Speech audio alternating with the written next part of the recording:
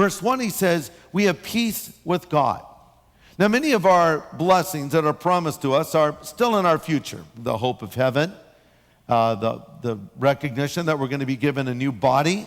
But the peace that God is speaking about here is something that is ours in the present moment. I remember after I became a Christian, right after, that I did experience a tremendous peace in my heart that I had never known before. The Bible describes it as a peace that passes all human understanding. But here's something that's very important to realize. The peace that Paul is speaking of is not subjective, but it's objective.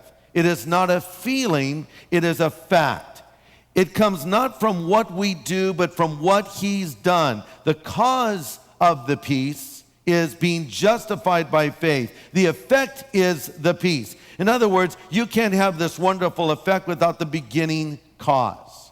There's a lot of people today, they want peace. They want that tranquility that comes from knowing your sin is forgiven, but they want it on their terms. They want God to give them that peace, and then they can live the way that they want to live. But you cannot experience the peace of God until you have first established peace with God. Because you see, the Bible teaches that we are at war with God prior to our conversion. It even teaches that we are enemies of God. And we are actively opposing God. Now, you may not have thought of yourself that way before you were a believer, but in reality, that's exactly what you were. Because as Romans 8:5 says, those who live according to the sinful nature have their mindset on what their nature desires, but those who live in accordance with the Spirit have their mindset on what the Spirit desires. The sinful mind is hostile to God. It does not submit to God's law, nor can it do so.